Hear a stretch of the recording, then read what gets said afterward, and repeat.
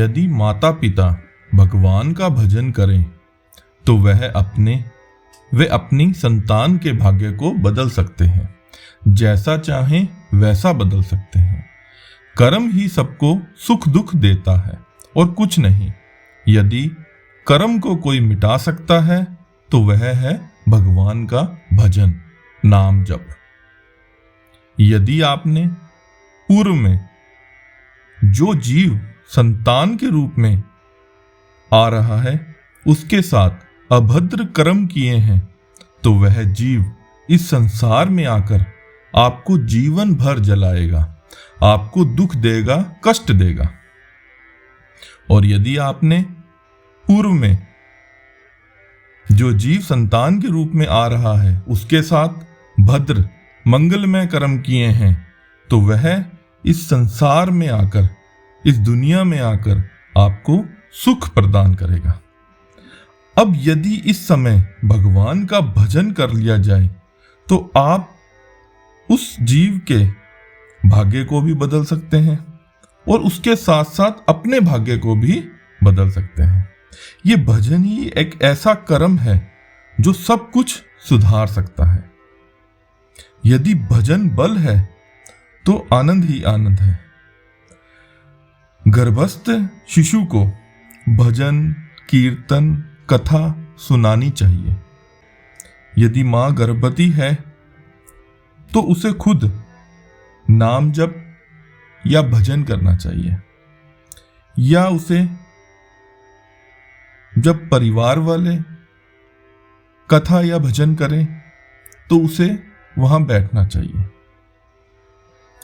जैसे प्रहलाद जी कयादू जी के गर्भ में थे तो नारद जी उन्हें अपने आश्रम ले गए, उन्हें भगवत चर्चा और भक्ति का उपदेश दिया तो उन्होंने 5 वर्ष की आयु में विश्व विजेता हिरण्यकश्यप को परास्त कर दिया। 5 वर्ष की आयु प्रहलाद जी की थी, उन्होंने 5 वर्ष में ही विश्व शक्ति संपन्न हिरण्यकश्यप को परास्त कर दिया। अभिमन्यु जी गर्भ में ही थे, चक्रव्यूह के भेदन की क्रिया बिताई तो 6 द्वार भेदन की क्रिया तक तो वह जागती रही, 7वें में वह सो गई।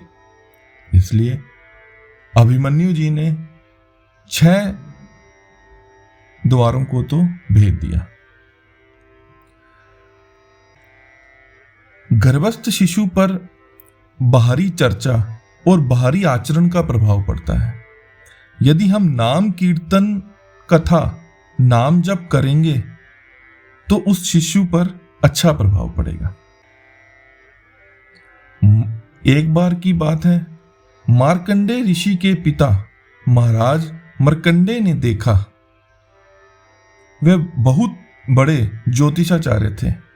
उन्होंने देखा कि मेरे पुत्र की आयु 5 वर्ष है, उसके बाद उसकी मृत्यु हो जाएगी। तो उन्होंने सोचा कि ऐसा क्या करें कि इस बालक की आयु को 5 वर्ष से ज्यादा बढ़ाया जाए, या उसे 5 वर्ष के बाद भी जीवित कैसे रखा जाए। अब यहां पिता का कार्य शुरू हो गया। अब उनका नया कर्म काम कर रहा है। उन्होंने विचार किया कि भगवान के भक्तों और संतों में विशेष सामर्थ्य होता है। यदि यह बालक संतों को साक्षात दंडवत प्रणाम करे और उनका आशीर्वाद ले तो मैं इसे मृत्यु से बचा सकता हूं।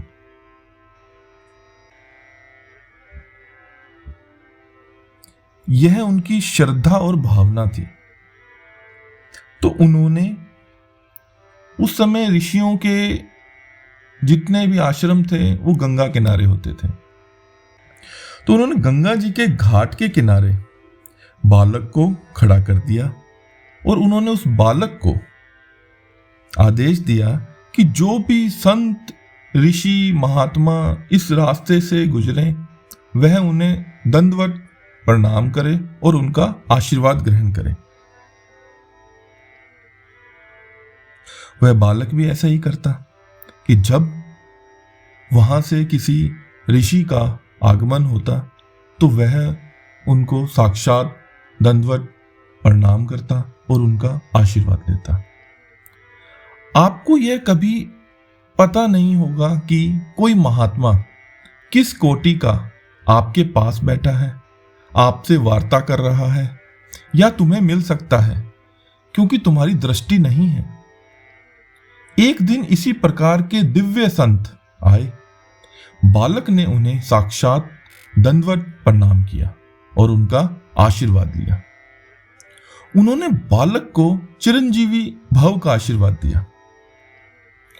बालक के पिता ने कहा, यदि मेरी दृष्टि सही है तो आप चारों ब्रह्म कुमार हैं।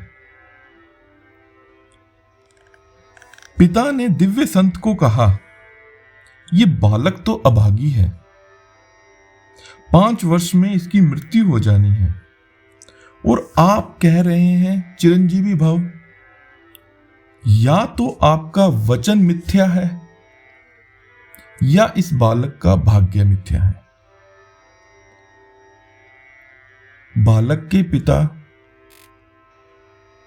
महाराज मार्कंडेय इस बात का इंतजार कर रहे थे कि कभी कोई महापुरुष फंसेगा, वही इसका भाग्य मिटा सकता है। कोई आम व्यक्ति इसके भाग्य को नहीं मिटा सकता। महापुरुष ही मिटा पाते हैं, क्योंकि उनमें ही सामर्थ्य होती है। उन्होंने कहा, ठीक है, चिरंजीवी तो रहेगा ही। दिव्य संत ने बालक के पिता से कहा, आपकी दृष्टि तो अचूक है। आपको पता है जिस घड़ी जिस मिनट इस बालक की मृत्यु होगी, उस दिन सुबह से ही मृत्यु तक आप भगवान शिव के मंदिर जाकर भगवान शिव के मंदिर में शिव का आलिंगन करके इसे बिठा लेना, बाकी सब हम देख लेंगे। चारों ब्रह्म कुमार दरवाजे पर खड़े हो गए। ऐसे पुरुषों के पास यमदूत नहीं आते, साक्षात धर्मराज आते हैं। धर्मराज ने चारों ब्रह्म कुमार को देखा और कहा, इस जीव का समय पूरा हो गया है। यदि आपका आदेश हो तो क्या मैं इस जीव को ले जाऊं? ब्रह्म कुमार ने कहा, हमने तो इसे चिरंजीवी भव का आशीर्वाद दिया है। धर्मराज ने कहा, यह तो ब्रह्मा जी के द्वारा ही विधान किया जाता है। इतनी वार्ता हो ही रही थी कि भगवान शंकर स्वयं वहां प्रकट हुए। उन्होंने कहा, कुछ नहीं बदलना। इस जीव की आयु 5 वर्ष ही है ना, तो एक काम करो, मेरी आयु के 5 वर्ष दे दो।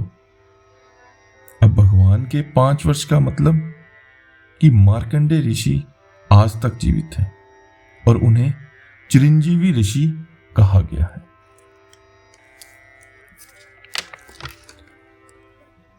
कर्म ही सबको सुख दुख देता है और कुछ नहीं। यदि कर्म को कोई मिटा सकता है तो वह है भगवान का भजन, नाम जप।